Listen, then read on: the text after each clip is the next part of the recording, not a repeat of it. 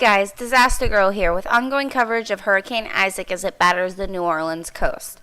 Currently, the National Hurricane Center has Isaac still labeled as a hurricane. It's still Category 1. It is losing its intensity slightly, not by a lot.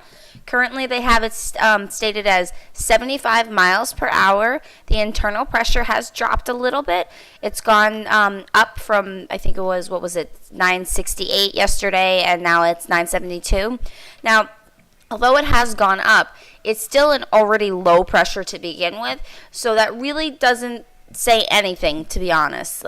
Even though it's going up, I mean, we would need like in the 990s for me to actually think that it was really losing its strength as a hurricane. But we're going to keep an eye on that. It is over land, although the land it's over right now is marshlands, which the Weather Channel is saying is a decent portion of water embedded in it. So it may still be getting fuel from that.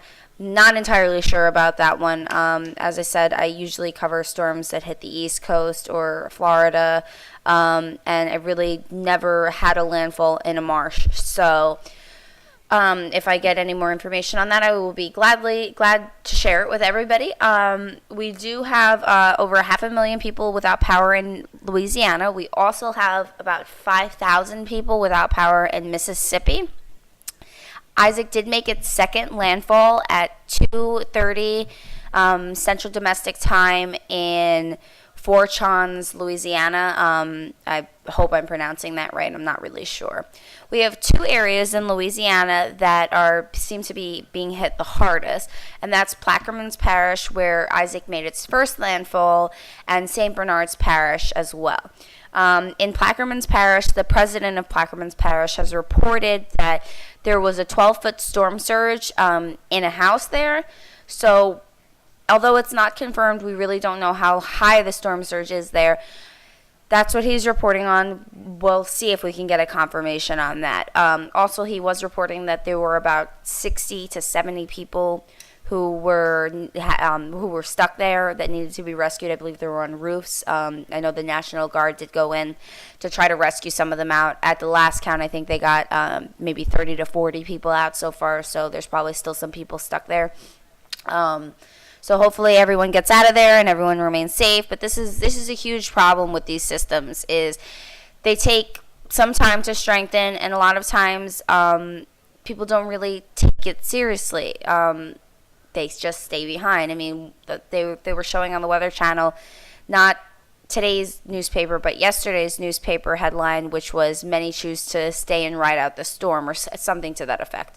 And that seems to be like a huge issue, is people just think that they can ride it out. I mean, if I was in a Category 1 hurricane, I have to be honest, I'd probably stay behind too. But if I was in a Category 2 hurricane, or a hurricane that I knew in an area like New Orleans, I wouldn't stay behind. I mean, I would still stay and watch the storm. You have to understand, like, from my perspective, I like these things. Most people don't.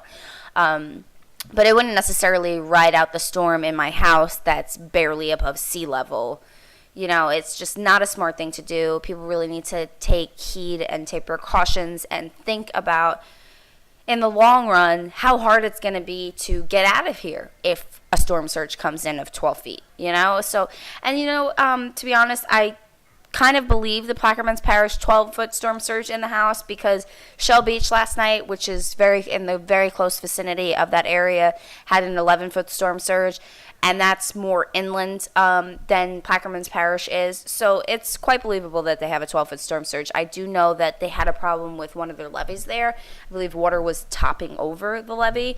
So if we get more information on that, I will bring it to you guys. But also, just so we're clear, none of the levees have breached. There's water spilling over the levees. I mean, with a 12-foot storm surge, that's bound to happen. But as you remember, this particular president of this Plaquemines Parish did say yesterday that he was worried about the levees.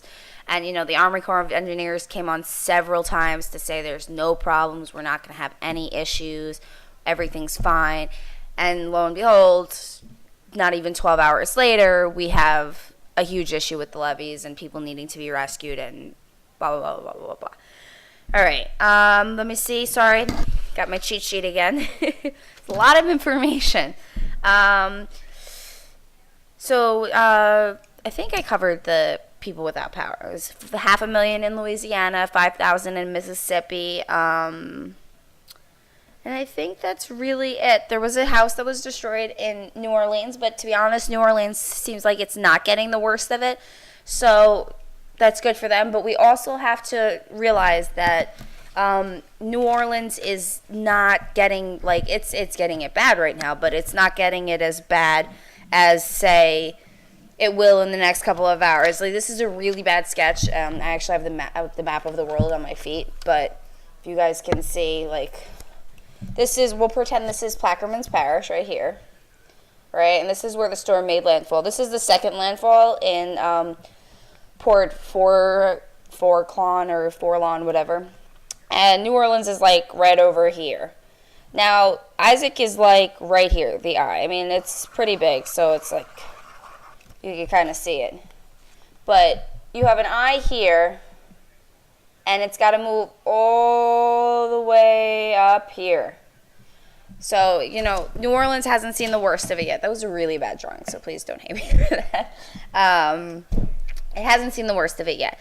So I see a lot of people that are going to go out on the streets. I mean, I'm looking at the Weather Channel right now, and I see easily 3 or 4 cars driving on the street.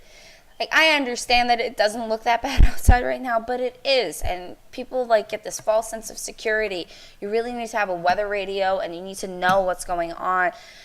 There are so many ways that you can stay connected. Like, for instance, you can buy, like, for instance, I have Samsung Galaxy Note. They sell these batteries. I could easily buy 10 of these batteries, spend $100, have them all fully charged, and God forbid something goes out, I still have my phone. So it's not that bad. Yes, cell phone towers may go down.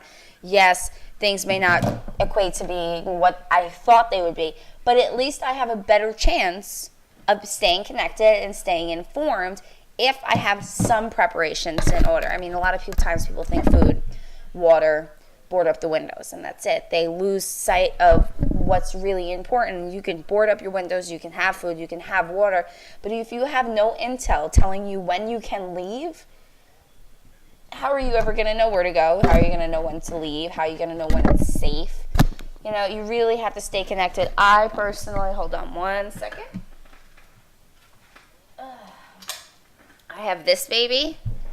It's a Midland weather radio, and it's actually, it's a weekly test. This thing is awesome. When Isaac was coming by Florida, it woke me up in the middle of the night and told me there was a thunderstorm warning. I mean, we didn't get anything exciting or anything, so it wasn't so bad. But, I mean, it's really good. I mean, not a huge investment. This cost me about $30, I think. Great investment. Has a belt clip and a wrist thing. It's really good. And it's battery and wall operated, so you can charge it 2 different ways.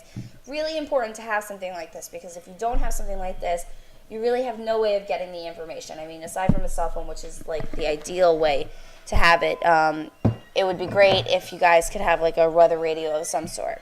But that's pretty much it, and I'll see you guys later. If I have any updates, I'll let you guys know. And bye. See you later.